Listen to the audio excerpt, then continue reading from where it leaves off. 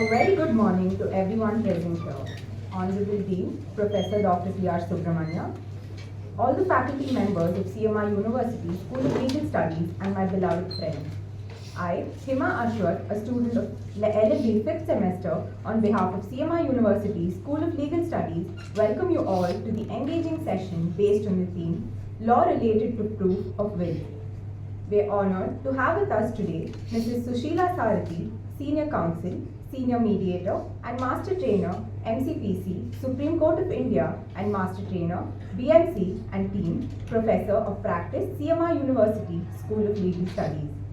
To begin, on an auspicious note with an invocation ceremony, I would like to invite Dharani, a student of LLB 3rd semester, to sing a song as a mark of respect and gratitude.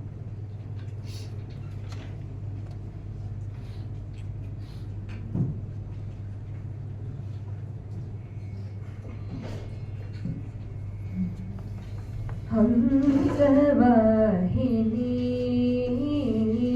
ज्ञानदायिनी हे हंसवाहिनी ज्ञानदायिनी ज्ञान का भंडार दे शारदे वरदान दे ज्ञान का भंडार शारदे वरदान दे हंसवाहिनी ज्ञानदायिनी ज्योतिधात्री ओ विधात्री ज्योतिधात्री ओ विधात्री ज्योति का संसार दे शारदे वरदान दे हंसवाहिनी ज्ञानदायिनी चल सके निज सत्य पथ पर गा सके निज गीत हित कर चल सके निज सत्य पथ पर गा सके निज गीत हित कर दीपों को वरदान दे शारदे वरदान दे हंसवाहिनी ज्ञानदायिनी विश्व के अंधेर गढ़ में गिर न जाए इस सफर में विश्व के अंधेर गढ़ में गिर न जाए इस सफर में दीपों को हार दे शारदे वरदान दे हंसवाहिनी ज्ञानदायिनी हे हंसवाहिनी ज्ञानदायिनी ज्ञानदायिनी.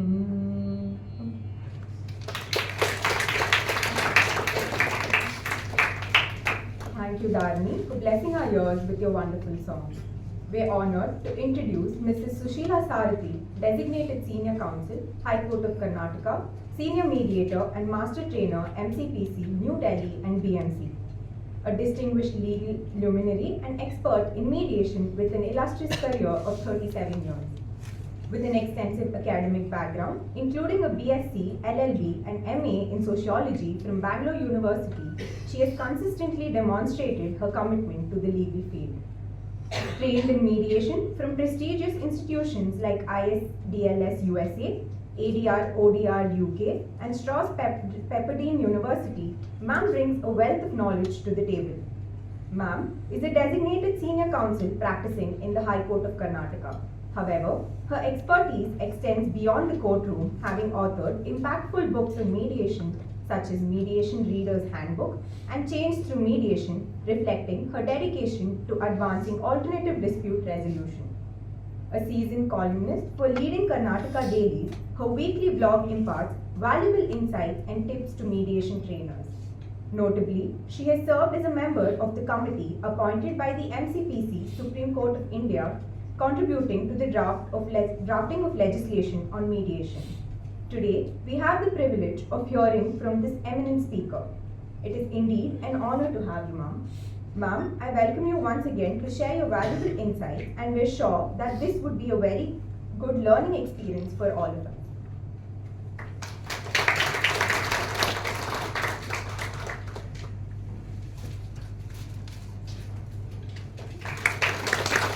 And I feel honored that I'm considered as Professor of Practice of this prestigious CMR Law University. I also feel that a greater responsibility is conferred upon me by your beloved Dean, Mr. Subramania sir. A great visionary whom we have come across. And I feel very blessed that God has given me an opportunity to work under His guidance. That's how I take this. Now, today we are here to learn something about wills and law related to proof of wills. We are all going to be lawyers. How do we consider this topic is one thing that I request you to just think about. One is that irrespective of whether we are going to get uniform civil code or not, this area pertaining to wills will always be alive for all of us. In the sense, whether irrespective of the community to which belong, to the country you belong, over a period of time, everyone, more or less, majority of the people will look forward to transferring their assets to somebody else through will. This is going to happen. If you take the statistics of the Western countries, 50% of the people have executed a will. This is going to happen in future, more and more in future. So people may approach you to help them to draft a will. This is one area.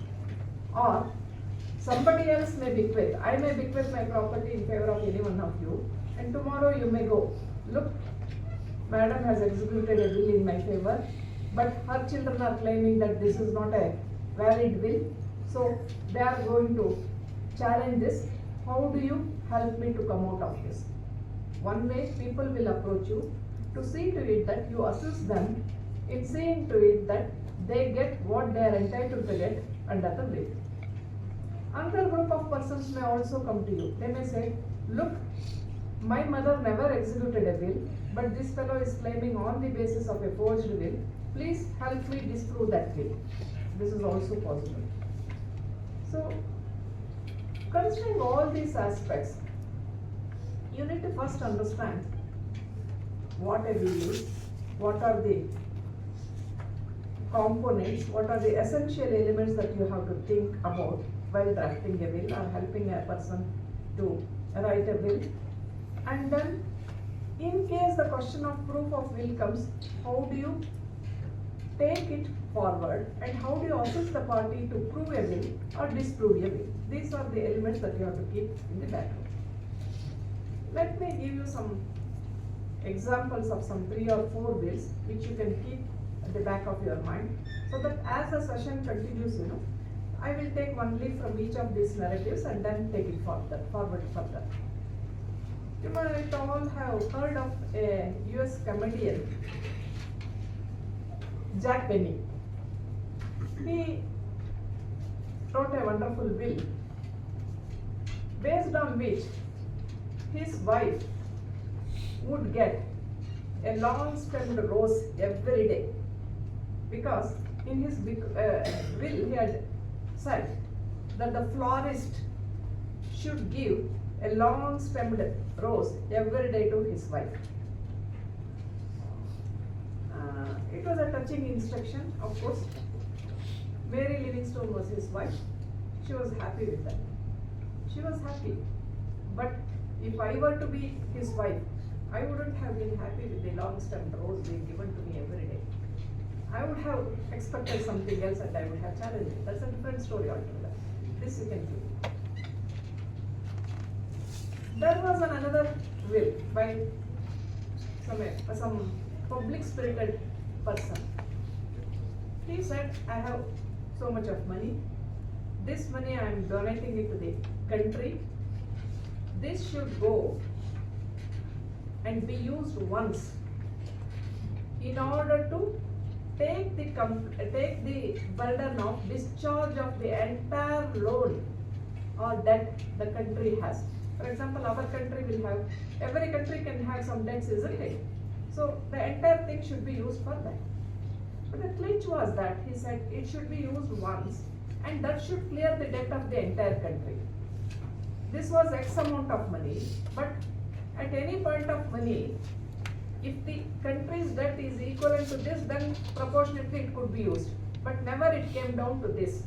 So the money has remained there is what they say. So notwithstanding this public spirit, because of the use of the language and because of the tenor with which he has written the will has become virtually unexecutable, is something that you have to consider. Next, you all know about Shakespeare. Shakespeare's will is even to this day discussed too much about.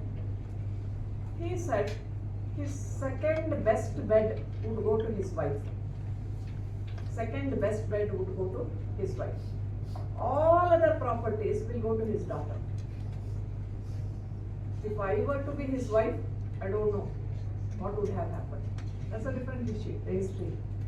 Now you see, in the Indian context, if there is disproportionate distribution under the will, that may also be considered as one of the suspicious circumstances. We will take it forward little later. These three instances you can remember. Now the fourth one. There was a very famous doctor. Let us assume that his name is Dr. Rao. He had married another doctor, 20 long years of marriage, then he divorced his wife, Dr. A. Dr. Rao divorces his first wife, that's Dr. A. Then he marries Dr. B. After living with her for another 15 to 16 years, he executes a will. In whose favor? In favor of his divorced wife, Dr. A, not in favor of the existing wife, Dr. B. So Dr. Rao dies. Dr. A, the first wife, is also a very rich lady. Dr. B, the second wife, also is a very rich lady. But Dr. B was unable to comprehend this. How can Dr. Rao do this?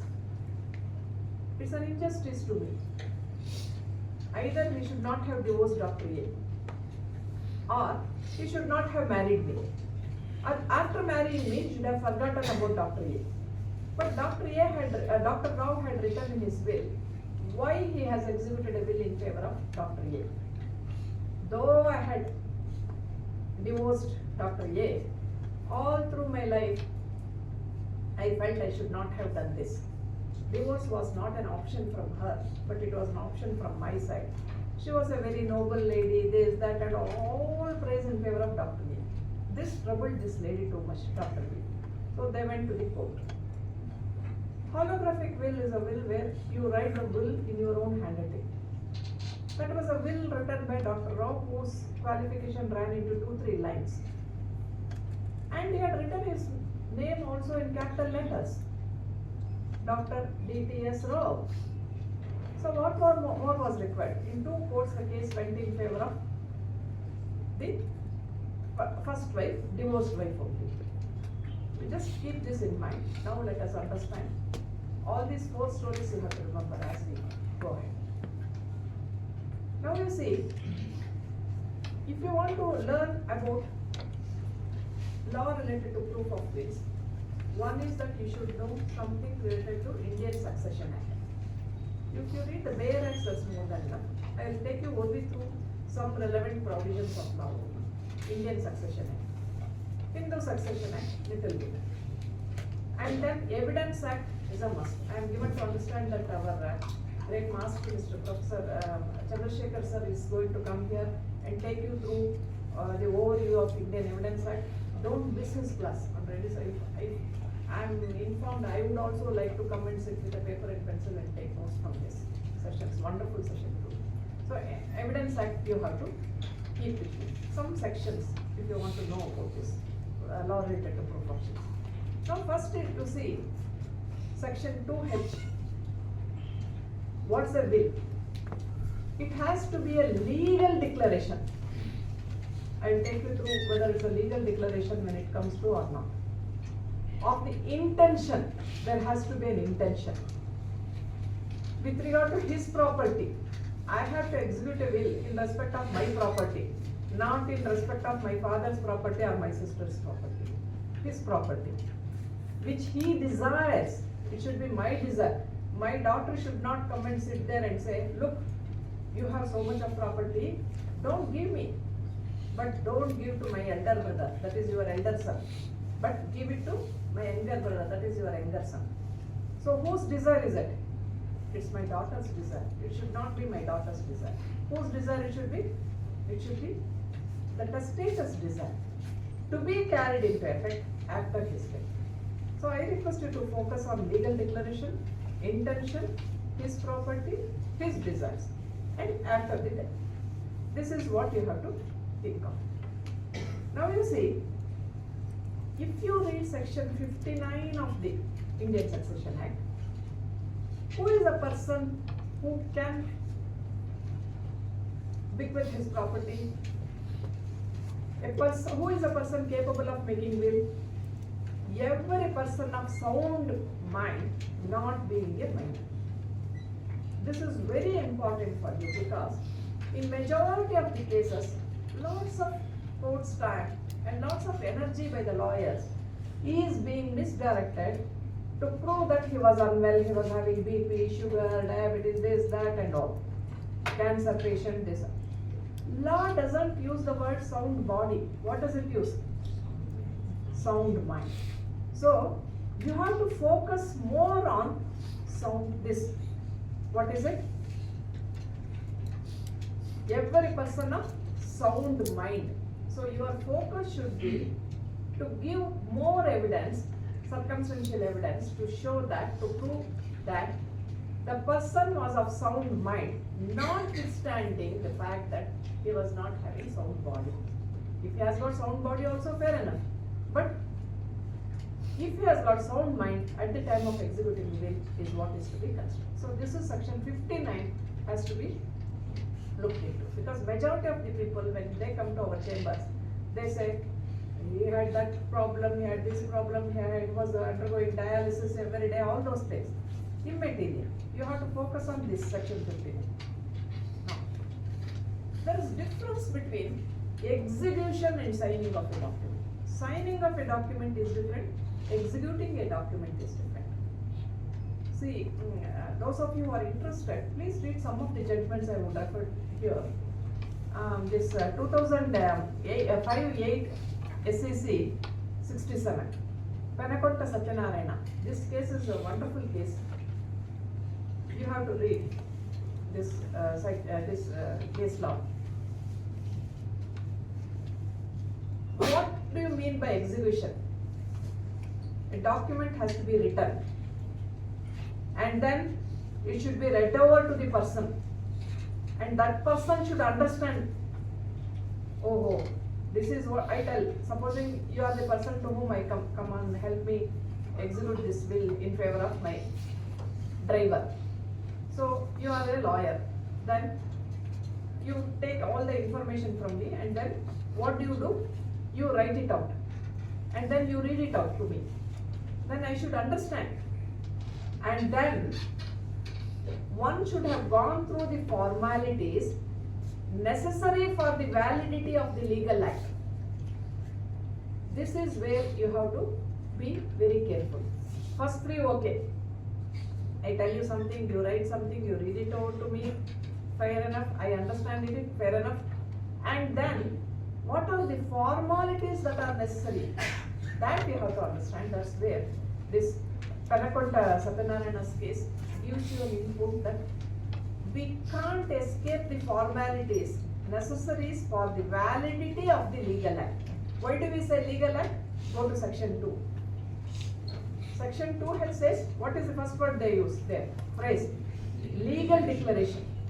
That's where you have to think about what is execution. Mere signing of a document is different.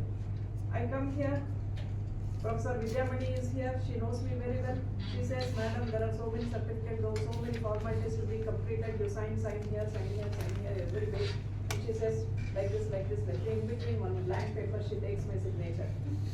Wherein all my properties are bequeathed in favor of dash. Signing of the document, it is not execution because it was not read over, it was not written as per my instructions, not read over, and I did not understand that it is a will, and I did not go through the formalities that were required. So this is what you have to construct. Now, how does a will become a void document?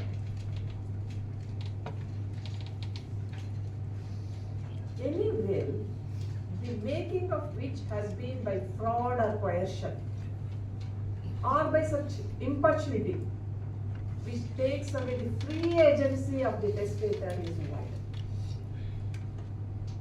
If somebody has coerced, my daughter is sitting on my head, don't bequeath your property to me, not even to your elder son, but give it in favor of your youngest son.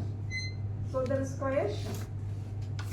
What you have to understand is, if you are consulted to disprove a will, then you have to understand whether it comes within the provisions of section 61. We say it is a fraudulent document, it's a concocted document, there is misrepresentation, all these words we use, but you should be very careful. If it is fraud, how it is, who played fraud on whom to get that document. If there was coercion, coercion by whom? If it was by impersonation, what is impersonation? All those things you should know and use the specific word so that you bring the document under section 61. That's how you have to take it. A will can be revoked or altered. Section 62 provides for that. Unlike any other document, suppose it is a sale deed, I have to cancel it. Here it can be revoked or it can be altered also. This is something that we will come to it little later.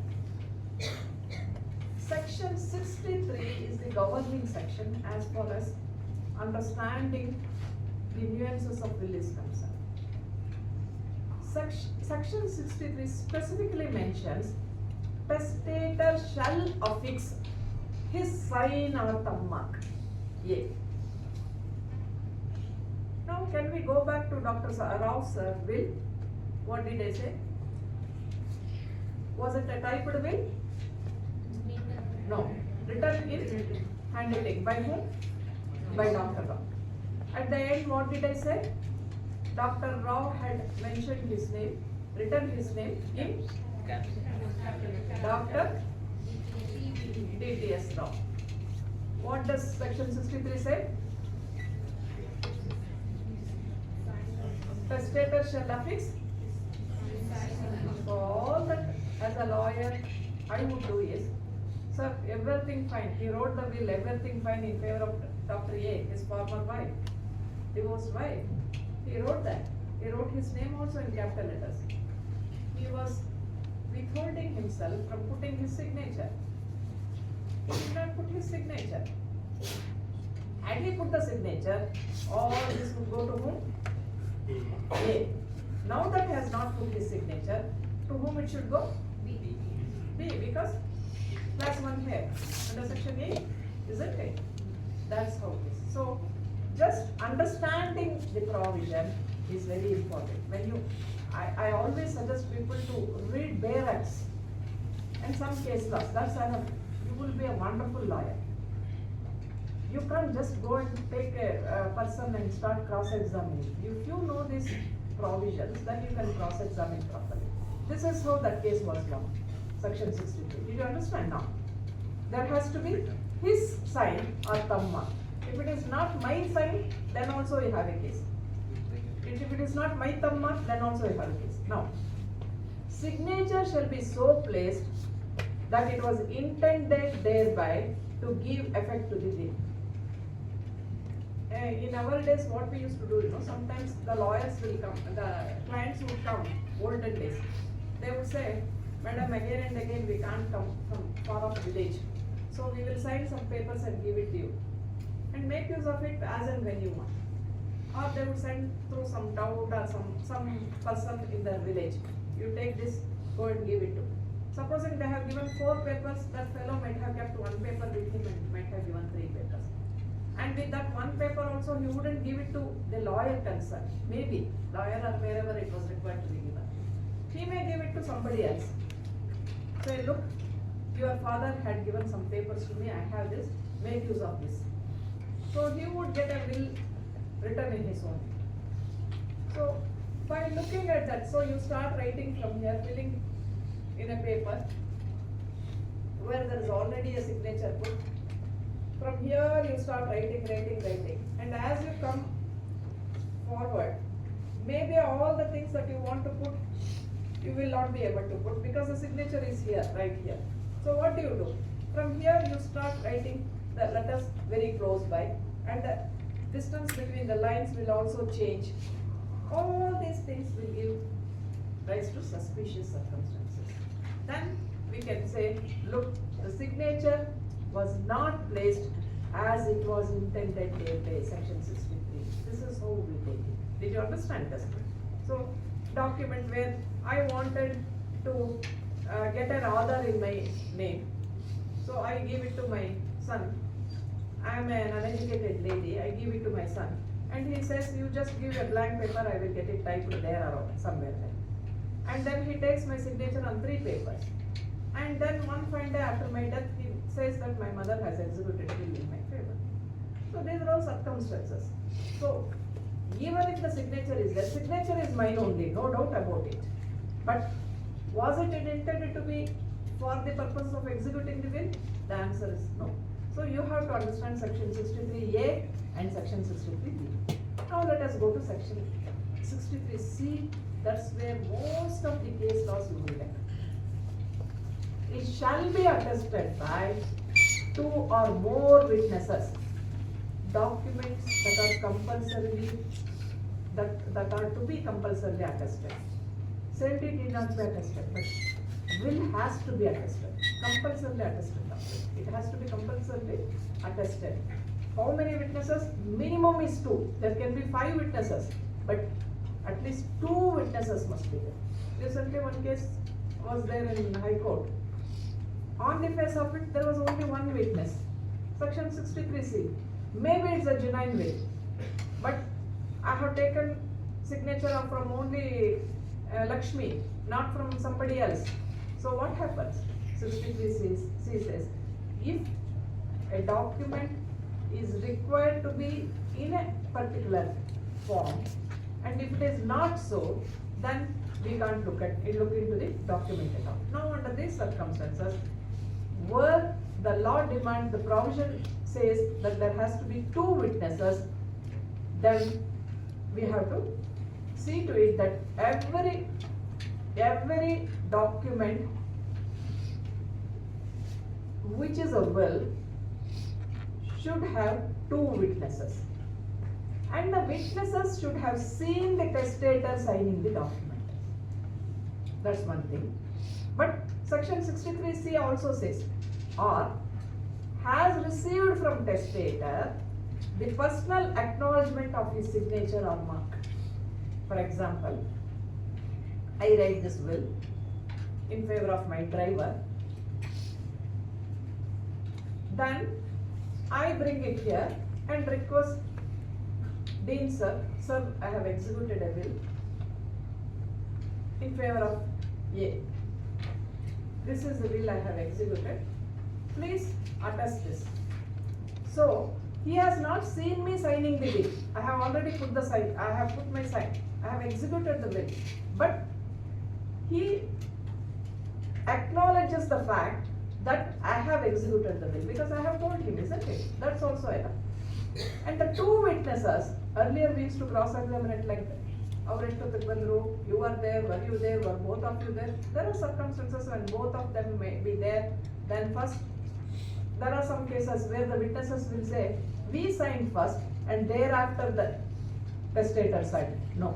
Testator has to sign first and then the attesting witnesses will have to sign. So now the question here is, both the witnesses need not be present. One signature I take from sir, another signature I take from madam. And it falls under this section 63C where or has received from testator the personal acknowledgement of his signature or mark. So whenever the question of proving a will comes, you get the witnesses first to your chambers. What happened on that day? You ask, you take first-hand information because will is a document which makes you listen to the voice of the deceased person after he is dead. Which makes you listen to the voice of the dead person after he is dead. So what will we do? We can't get the testator to come here. You can't be asking him, no? He's somewhere else, in some other world. So you will get the witnesses. You find out from them what happened on that day. Whatever they tell, if it is truth, see whether within the parameters. What we do is, don't tell like that. You tell them that I saw Susheela signing the document and then right in front, after she signed, I signed. No need. She came to CMR college, she came on that day to deliver lecture, on that day she gave me this and I signed it. Because she said, you can be telling the truth only. But please see whether you are following what is there under section 63C. Now you see, each witness must sign in the presence of the testator. This is very important. So there was a case where I will take you forward to that. So a person went, village head, he went and decided, see this is the will I have executed in favor of A. You please sign it as a witness. So going by 63A and B, he could have done it. He said, oh, this pen is not writing, okay, I will go inside and come. He went inside and brought with his signature. He signed inside, that's what people said. And afterwards when we signed for the scientific analysis and all those things, we came to know that that person, that witness was called upon and he said it is not my signature at all.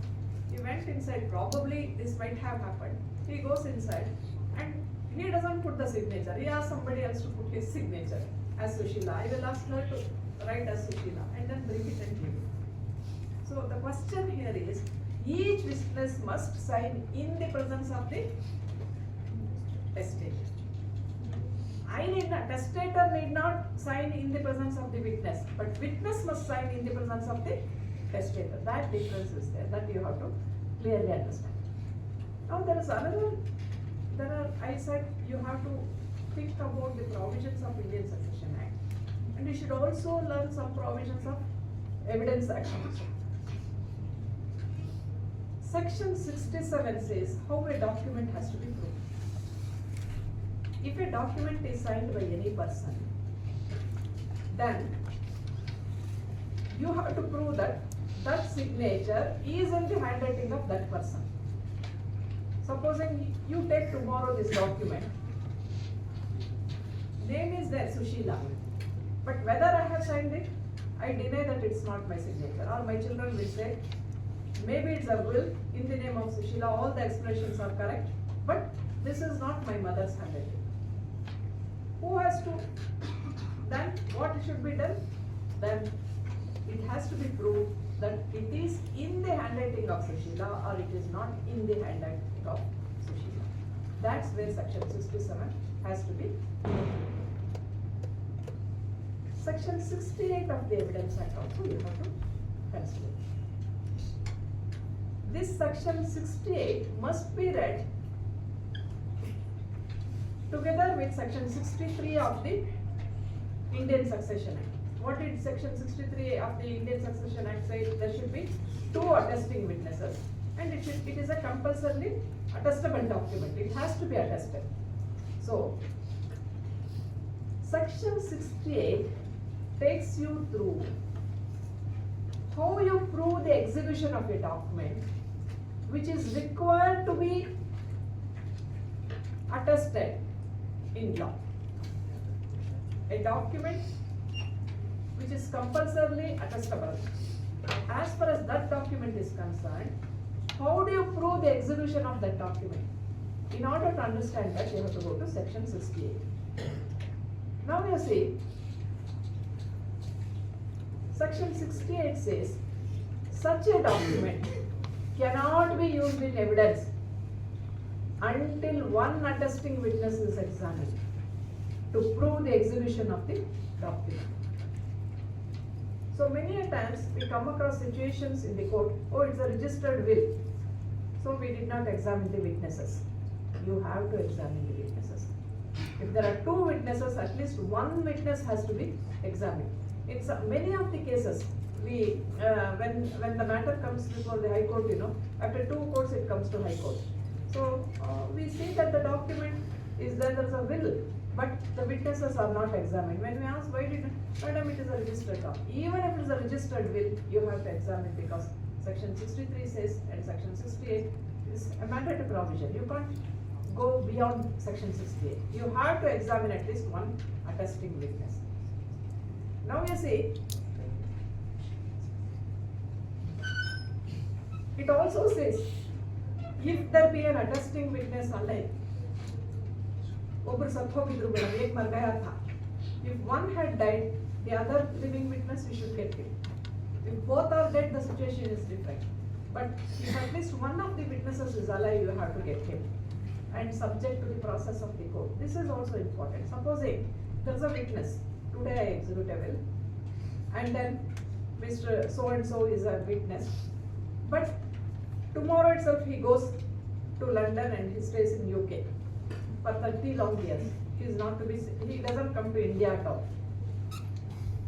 And there is something going on, COVID or something, that he can't come. So we can't, and I die tomorrow. Today I execute a will, tomorrow I die. 30 years after that or 15 years after that, the question of proving my will come. Then he is not available. He is not subject to the process of the court. Then also the court will exempt you. But there is another thing that I will take you through later. Third situation is capable of giving evidence. Supposing, where there is a history for fraud, majority of the cases, what they do, either knowingly or unknowingly, they take a person who is more than 80-year-old as a witness, so that tomorrow, by the time the question of dispute as to this will come, that person is also dead, and this person, the testator who has executed the will, is also dead. Supposing I am 62-year-old now, I execute a will, and who is my witness? My father-in-law, who is 95-year-old, and then I die. My daughter gets this will executed through me by coercion or something, leave everything in favor of younger son. Then I die. My father-in-law also dies because he is already 95 years. By the time this matter goes to court, he is not dead. So that's one thing. Or my father-in-law is alive, though I am dead. My father-in-law at the age of 102, he is dead. But he is incapable of giving evidence. He can't speak, he can't see, he is into dementia, so many things. Under these circumstances, you can skip section 68. But if you skip section 68, what is to be done is, you have to go to section 69 of the Evidence Act. If no such attesting witness can be found, many editions they have said found means not that they are absconding or you can't find him like Veerappan, not like that. But if he is incapable of giving evidence, or if he is seriously ill, or if he is in another country where you cannot subject him to the process of the court. These are all circumstances where they have explained what is the meaning of found in under section 69. If that is so, it must be proved that the attestation of one attesting witness at least is in his handwriting. Supposing there are two witnesses. One is my father-in-law. He has died. Let us think for that. And another is in the name of Aditya who has gone abroad. So, Aditya has gone abroad and he can't be subjected to the process of the court. What do I do? And my father-in-law is not there. So, somebody connected with my father-in-law in his day-to-day affairs and who is accustomed with the handwriting and who can identify the handwriting of my father-in-law, I can call him. For example, supposing I am one of the witnesses to any one of your wills. Tomorrow I am not there, you are not there. What do? You get some of my junior colleagues. Then one of my junior colleagues will come and say in the court, oh, I was practicing with Madam Susheela for 20 long years. I know how she said, this is exactly her signature. I can vote that this is her signature. Or you will call my son. My son will come and say, this is Amma's signature only. You can prove it that way. So you can follow section 69. And how do you know section 69 Act, Evidence Act? How do you know that the signature that is put on the document is the signature of the testator only? Forget about the witnesses. Now witnesses, proving the signature of the witnesses is one thing. Proving that they have attested is only for that limited purpose. But how do you prove that this document is executed by Susheela only?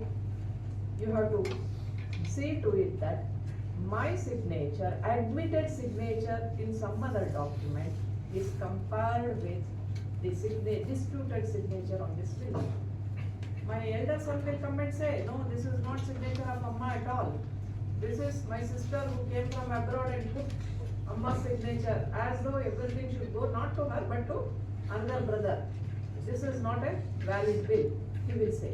Then how do you do that? How do you prove that whether this is a valid will or not? Then my signature has to be proved. So that's where you have to go with the next step. Section 45 of the Evidence Act gives you an option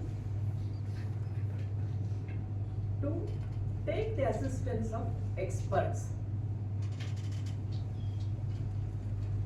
Many cases where the person is critically ill, physically ill, if they approach you to execute a will, it's always better to get a doctor's certificate as on the date when the testator is alive itself to say that he has got sound state of mind, though he is suffering from A, B, C, D, E illness. That's one thing. You haven't got the doctor's certificate, don't worry. Plus 80, anybody approaches you to execute a will, you please insist that there is a doctor's certificate as far as his soundness of mind is concerned. That's one thing that will be helpful. Number two, if it is not there, at least before the court, the other side will say, oh, he was suffering from high BP, high sugar, all those things they will say. So he had sound state of mind. Your family doctor, his family doctor, the physician who was attending to that person, you have to examine him. Unsoundness of mind. If you have to say that he was unsound, section 2H, do you remember section 2H, what does it say? Sound mind. So what you have to say here is section 59 of the Indian Succession Act. Person capable of making wills is sound mind. Section 2H is legal declaration. Only a person with sound mind can give a legal declaration, isn't it? So section 2H coupled with section 59. Now, if you read this with section 45, if you are for the opponent and if you want to disprove the will, the burden is on you to say that he was suffering from unsoundness of mind. He was not having sound mind at all. So you can examine a doctor and examine him and put questions to him and say, look, these were the parameters. These were his health condition. Do you think under these health conditions a person can give instructions to somebody to execute a will in favor of ABC? Is it possible? So these questions you can ask and see to it that that material is placed before the court to evaluate the evidence and evaluate the validity of the document that is placed before the court of law. And as far as identification of the handwriting also, you can call the experts. They will take your signature, the admitted signatures and the disputed signatures.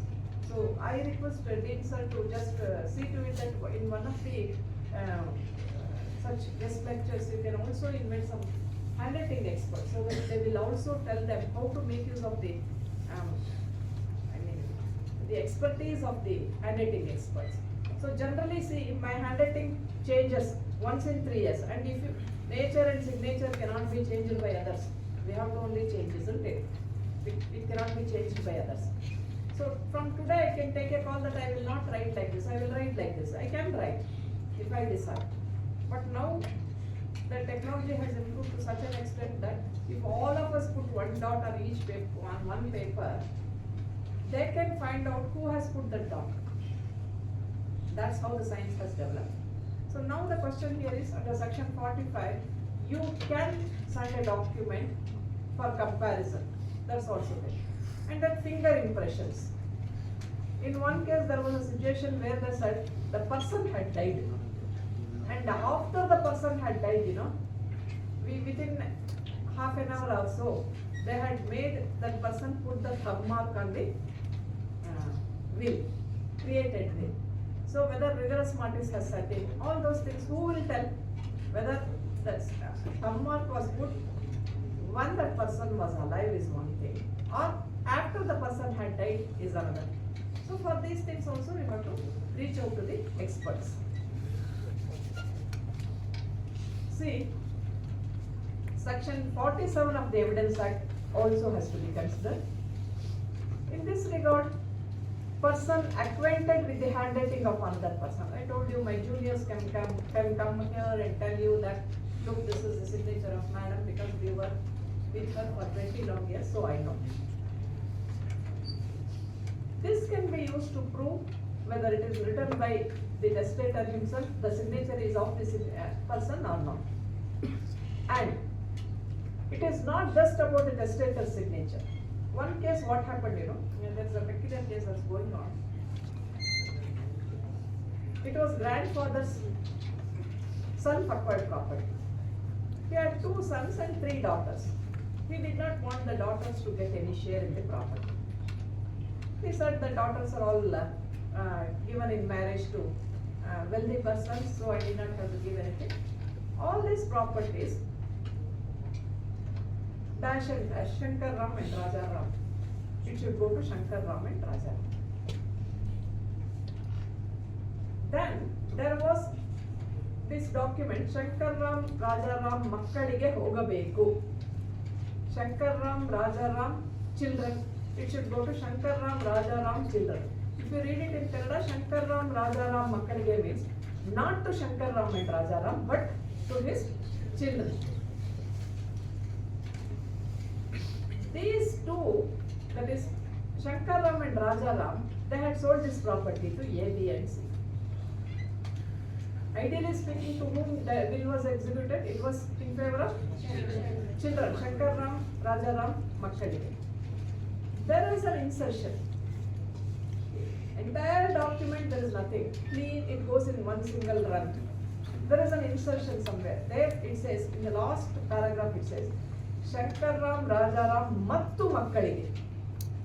Mattu is, one mark is put like that and put above. Mattu is insertion. If it is Mattu Makkalige, that means Shankar Ram, Raja Ram, they have a right, and their children also have right. So Shankar and Rajaram alone could not have sold to ABC.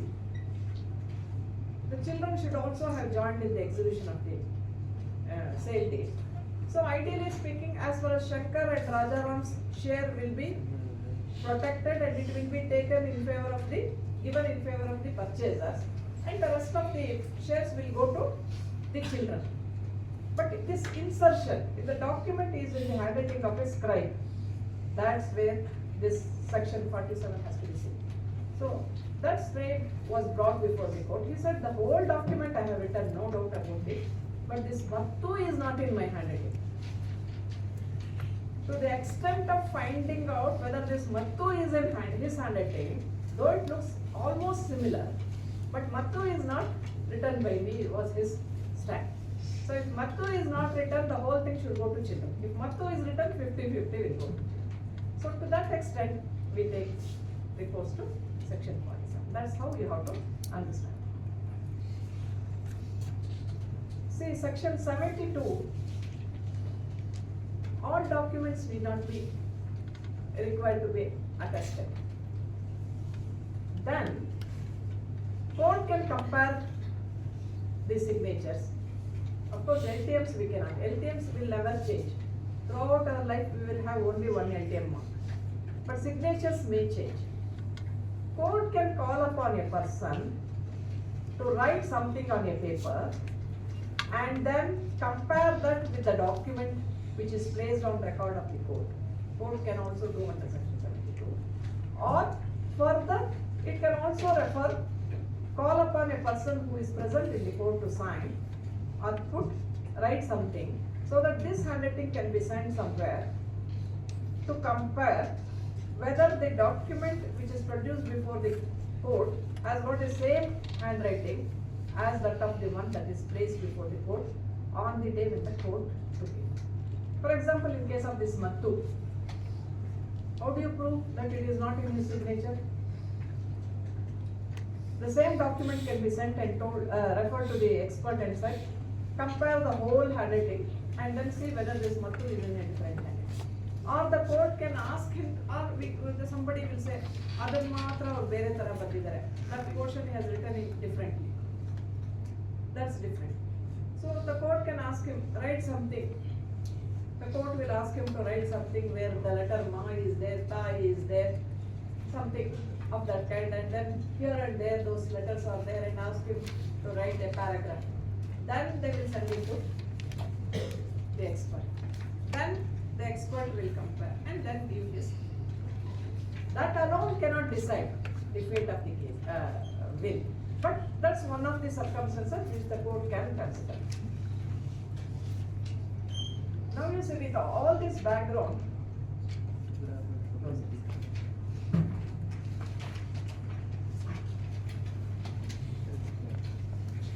who has to prove the will? The propounder of the will. The person in whose favor the will is, he has to prove it. The burden is on the person in whose favor the will is to prove that the will is a valid will. Number of citations are there. One is that one thing that you have to prove is it is signed by the testator. And it is not just signing, it is the execution of the document. And the testator was in sound state of mind. When they come to you, you prepare an affidavit. I have seen many affidavits of the witnesses. They come, this is the will, he signed the will, that's it. No. So and so has executed the will. Executed, the word executed should come. For execution, it was written by me, by the scribe, read over, and he understood, then he put that all those elements must be there in your examination in chief of the attesting witness. He should speak to all these things. The testator was at the sound state of mind, and he understood the nature of the disposition that he was making. I should know what I am doing, in favor of whom I am doing. I should not be thinking that I am only giving this as a letter to get a site in my name from Austria's scheme. No, I should be knowing that I am bequeathing this property in favor of ARB. And the propounder of the will has to remove all the clouding circumstances or suspicious circumstances. That's another aspect that you have to. This burden is on whom? The propounder of the will, the person in whose favor the document is there. Who has to be satisfied? The court has to be satisfied. There is something known as armchair theory. The dead person is not before the court. What does the court do? The court will sit in the armchair of the dead person. For a minute it will think, I am Susheela. What would Susheela have done 20 years back because of her background, all these things? Would she have bequeathed all these properties in favor of driver who has joined her just 2 months back? Or would she have given all these properties to her children or to some other philanthropic purpose? Who will sit there? The judge will sit. In whose armchair? Susheela's armchair. As whom? As Susheela herself. Parakaya Pravesha. The judge himself will think that he is Susheela and then he will see. That's where the words lose their odds to the satisfaction of the court. That you have to understand. Now, how do you understand that it's a suspicious circumstance? Any and every circumstance cannot be suspicious circumstance. That you have to understand. By and large, the beneficiary under the will, being with the testator at the time of the execution of the will, is not appreciated too. Supposing I am executing a will in favor of Mr. Aditya, it's better that Aditya is not there. He is not in the picture at all. He should not take me to the sub-registrar's office in his car. Nothing of this kind. The entire evidence, nowhere he should be in picture. It is better because it is considered as one of the suspicious circumstances, but you can remove that suspicious circumstance also, but better to avoid. And unnatural or improbable or unfair bequest is not appreciated very good. That's where go to that Shakespeare's second best bet. Had it been today, in Indian context, we would have said it's unfair, it's totally unfair on the part of Susheela to give her second best bet to one child and who is very poor and all other things to another child who is already very rich. So this is considered as a suspicious circumstance. And that long-stemmed rose by Benny to his beloved wife. So that would also be considered today as something abnormal. A testator of one religion bequeathing in favor of another religion was some point of time considered as something unnatural. But the court said it is not so. Of course, we have only one judgment on this point, that is Jamuna Bai versus Surendra Kumar. In this judgment, it's a Madhya Pradesh High Court's judgment 1972. AR 1972, Madhya Pradesh High Court's judgment. Jamuna Bai, if you put, you will get it. Page number is 274. Yes, 274. If you read the judgment, you will get to know. Person of one community can give it can bequeath his property in favor of person belonging to another community. But this may raise a suspicious circumstance, but you have to clear that suspicion. So as a lawyer, what you have to think is when there is a document, whether this will be considered as a clouding circumstance or suspicious circumstance. How do I avoid it? What evidence do I give before the court so that this clouding circumstance is made very clear before the court? That's what you have to consider. Now you see, Section 80 of the Indian Succession Act is another provision which you have to consider. It says, where there is a patent ambiguity, extrinsic evidence is not required at all. For example, in one case what happened was, there was Chaudamma and Chaudappa. Chaudamma's father had given Chaudamma the properties by way of Harshana Kunkuma in those days. It's almost like a gift. So this was the absolute property of that lady. She had 3 daughters. 2 daughters, after the death of Chaudamma and Chaudappa, 2 daughters filed a suit for partition against the 3rd daughter. For partition, 1/3 share they should get, isn't it? 1/3 share, mother's property, 1/3 share, all the 3 children should get. But one daughter, sister said, no, these 2 are not my sisters at all. These 2 are not my sisters at all. And my mother has executed a will in my favor. So that will was produced, everything is fine.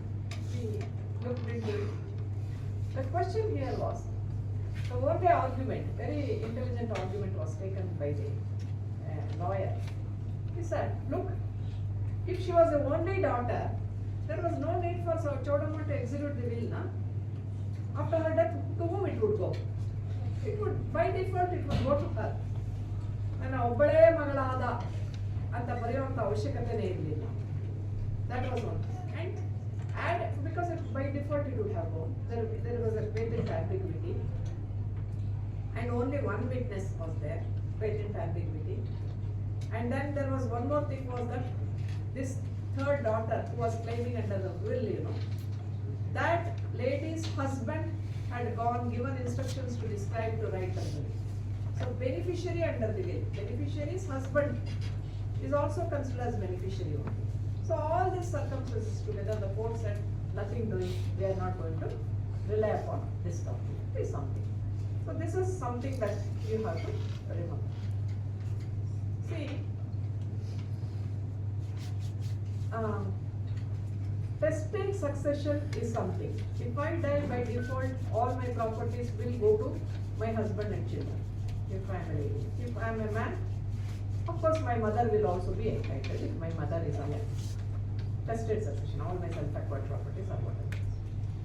The properties, my absolute properties are the right to properties over which the properties over which I have a right. Intestate succession is, I want to cut this. I don't want this to go to my children and my husband equally. I want so much to go to someone and so much only to go to someone, or I don't want any of these things to go to my blood relatives. I want this to go to X, Y and Z. That is where intestate succession comes into play. Always, unfortunately, everyone thinks that the will is to be looked with suspicion. No. Intestate succession is recognized under the statute. So whenever a person comes to you with a will in his hand, please see to it that the desire, I told you section 2, desire of the testator is respected. It's our duty to see to it that the desire of the testator is respected. The meaning of the will has to be considered from a comprehensive reading of the will. You can't read one portion of the will and then say that this will has to be interpreted this way. So while interpretation of the will comes, then you have to look into section 82, 84 of the Indian Succession Act. Section 84 of the Indian Succession Act says, if there are 2 clauses which gives of the 2 clauses, if one clause gives effect to the will and the other clause takes away the effect, then the clause which gives effect to the will has to be considered. One clause gives effect to the will, the other clause takes away the effect. But still the clause that has given effect to the will has to be considered. For example, I told you, Shankar Ram and Raja Ram, Mattu Makkalige. So idella confusion ide, let us tear the will, let us discard the will. Can the court say? No. The court has to see, because court has to respect the intention of the testator, desire of the testator. So the clause which can be given effect to that extent, court will always respect. I had a funny case where it was the self-acquired property of father. Father had written a will, 1 daughter and 1 son. ಮಗ ಮಗಳಿಗೆ ಮದುವೆ ಮಾಡಬೇಕು. That means son has to see to it that the daughter and the sister is given in marriage to some person, good person. And then every year the son has to give Harshna Kunkuma, that's some gift for this Gauri festival. And this 2-floored building I am bequeathing in favor of my son. Now the question came up before the court was that the daughter filed a suit for partition after the death of the father and the mother. Son said, I have a will. The will is dead. The daughter's case was that she went away with somebody at the age of 16 itself. She eloped. So question of my brother getting me married was not there, married to somebody. My marriage was not performed. And his own case was that we were disconnected for 25 long years. At the age of 16 she went away with somebody. Till 41 she did not come here. And after my father died, after 10 years she has come here and is claiming her right in property, but I have a will. So first part is a condition, isn't it? There is a condition that we should do A and B. If the condition is not fulfilled, whether the will would become void, that is a question before the court. He says that condition could not have been fulfilled at all because she did not wait till she should get married. Nobody will imagine that she will go away with somebody at the age of 16 and get married to somebody. That I did not imagine. There was no chance for me to fulfill the condition at all. That's a strange situation. The matter is still pending. I'm just telling you, these are all the things there where the court will see whether we have to take recourse to section 84. If one clause cannot be given effect to, whether we can fall back on the second clause and give effect to the will, or should we say no, we should keep aside this will and see to it that both children will get equal partition. These are all the things. Now you see, section 112 of the Indian Succession Act is also very important. Bequest to person by particular description. So supposing I say, all my properties should go to A. I say that my properties should go to A. I die today, but A has died 3 months back. A has died 3 months back. Will she get a right? Because she has died. Will her children get a right? No. Because will come into existence, will can be made use of only after the death of the person.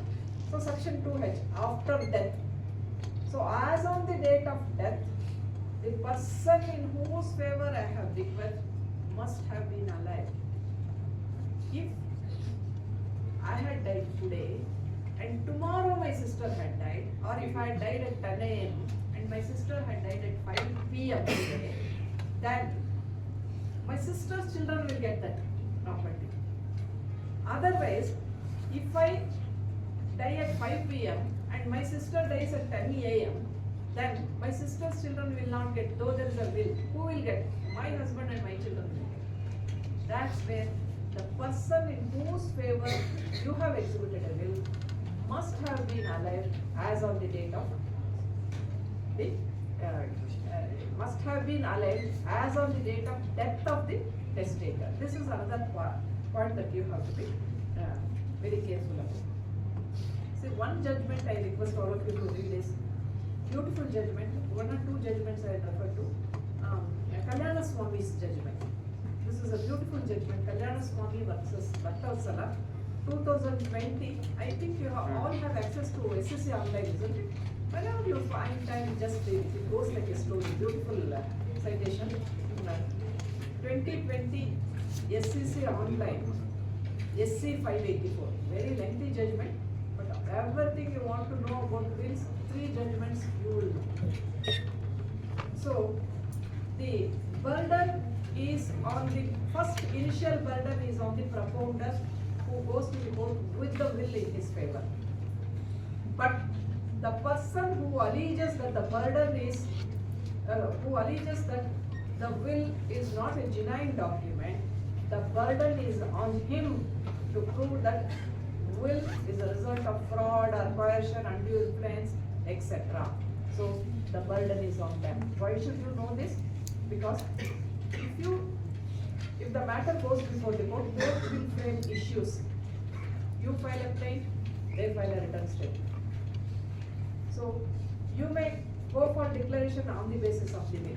They may say that the will is not a genuine document. Or you may simply claim partition, and the other side defendants may come and say, look, we have a will. Then you have to file a rejoinder. Please don't forget, you have to file a rejoinder or application stating that that will through which the defendant's claim right is not a valid will. Then the burden falls on you to prove that it is not a valid will. So the court will frame an issue whether so and so proves that testator dash has executed a will in his favor. That's one issue. Another issue, whether defendant proves that that will is not a genuine document, that also should be framed. That's where you should be very careful, requesting the court to frame a specific issue. So now another thing is,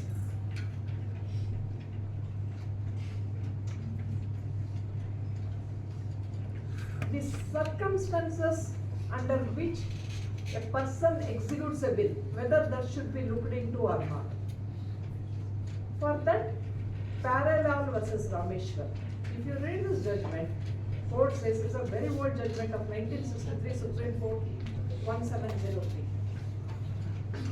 In this judgment, court has said you have to look at the entire circumstances, the background from which this person has come, whether this person's social status, her competence, everything has to be considered to come to a conclusion as to whether there was free agency while executing the will or not. This is another judgment. Now you see, one thing that you have to understand is,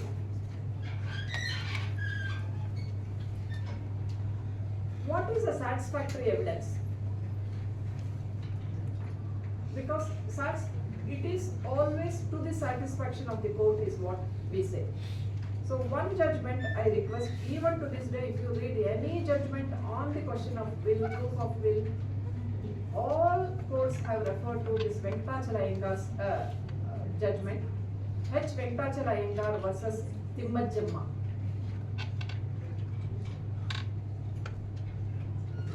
AR 59 SC 443. This judgment gives you complete knowledge as to the question of probates, also of course for constraint of time I am not dealing with the aspects of probate, but this is a 3 judges judgment. This judgment gives you as to what are all the things that are to be required to be considered as far as proof of a will is concerned. And another question that came up before the court was, how do you see the effect of section 68? Section 68, I told you what is about section 68? What's section 68? A document which is to be attested. How do we prove that? Isn't it section 68 and 69? For that you have to read judgment in the case of Prabhakara, V. Prabhakara versus Basavaraj.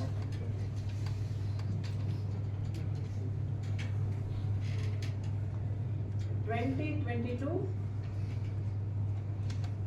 1 SCC 115.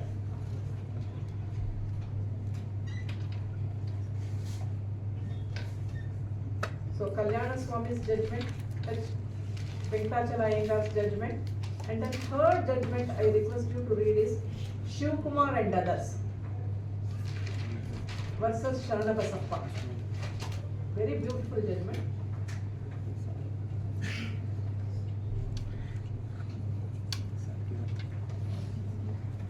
2021 11 SCC 277.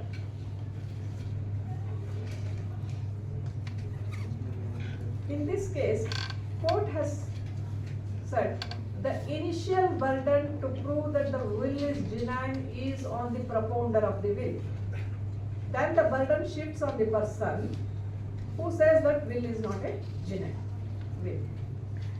And in this judgment, they have elaborately gone with all situations where they said what circumstances can be considered as suspicious circumstance and what circumstances cannot be considered as suspicious circumstance. That is where you have to read the judgment. Now we see one thing that I request you to consider here is, in some judgment, the court has clearly said, how do you consider that it is suspicious? When do you say that it's a suspicious circumstance? What is not normal? What is not expected in a normal situation? And what is not expected from a normal person?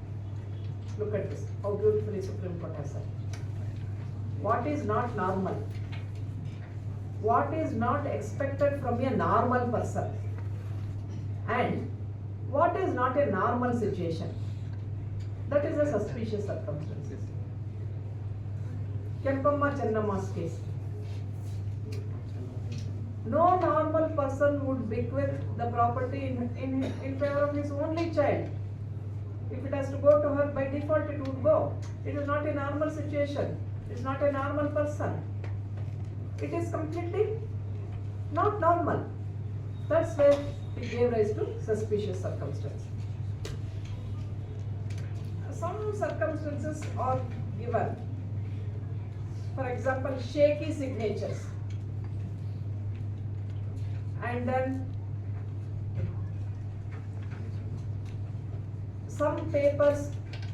in some papers signatures not being found and sentences not being regular. The distance between sentences are not being regular, and then somewhere there is an inscription coming in between. But in one case, the court said use of different inks, pens, for example. I start writing a will, holographic will, or the scribe writes the will. In those days, the wills were being handwritten by the scribes. So after I write 1 or 2 pages, suddenly there is no ink. So I take another pen. But there has to be an explanation as to why another pen has to be used. If not, it would give to suspicious circumstances. So considering all these aspects, I request you to read section 45, 47, 68, 69 of the Evidence Act and the other provisions that I requested you to consider as far as the Indian Succession Act is concerned. And one more thing is, a person who always puts signature, for example Susheela, I always put signatures. If I am incapacitated or something of that kind, or there is a fracture, then probably yes, I can put my thumb mark. A situation was there where a person who has never put her LTM mark anywhere was an attesting witness, and he had put his LTM mark instead of signature. Always she used to sign, but there it was an LTM mark. And there was a situation where everywhere there was only LTM mark. Suddenly on the will there was this signature for the first time in life. Then they brought up a story, this, I don't know whether this literacy, this one was there, movement was there. So Akshara Gnana. Then we all used to go to villages and make them understand only to write about the signature. Not that they will learn all the alphabets. It's like a Rangoli they put, So this artistically I will learn only to write my name, Susheela I will write. So they said that maybe she had never put, but she had recently gone to that schools, night schools there used to be. So she learned there, so in her anxiety she put that, and it was her signature. Very intelligent stand was taken, but still the court would consider it different way. That's different. So these are all suspicious circumstances about which you have to, what is a suspicious circumstance and what is not depends on the circumstances of a given case. I think I have covered all these aspects. If you have I feel truly honored and privileged to extend my heartfelt gratitude as I propose the vote of thanks on this remarkable occasion. I, Hema Ashwath, a student of 5th semester LLB representing CMR University, School of Legal Studies and the entire CMR fraternity, would like to express my sincere appreciation and thanks. First and foremost, I would like to convey our deep sense of gratitude to our esteemed speaker, Mrs. Susheela Sarathi. We're truly honored that ma'am has taken time out of her busy schedule to grace us with her presence. Your insights and wisdom shared with us today serve as a great source of encouragement for our future endeavors. We extend our heartfelt thanks to our Dean, Professor Dr. T.R. Subramanya, whose support, vision and dedication have been instrumental in making events like this possible. I would like to take this opportunity to thank our Director, Professor Dr. Vijay Praneshwaran, for his constant guidance and encouragement. A special word of thanks goes to our faculty coordinator, Ms. Nirmala Harish. Your contributions, commitment, knowledge, and unwavering support have played a significant role in shaping our efforts and making them successful. Last but not the least, I would like to express my sincere appreciation to all the students present here for your cooperation. Your collective participation has contributed to the resounding success of this event. Once again, I extend my heartfelt thanks to all for the kind attention and participation. Thank you all and have a great day.